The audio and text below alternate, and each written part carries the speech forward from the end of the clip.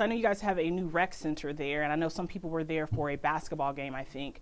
Were people able to leave that rec center? I saw plenty of video. We have video of people kind of driving through some really high waters. Do you have any suggestions for people if they find themselves in a situation where they are seeing these really high waters on the roadways?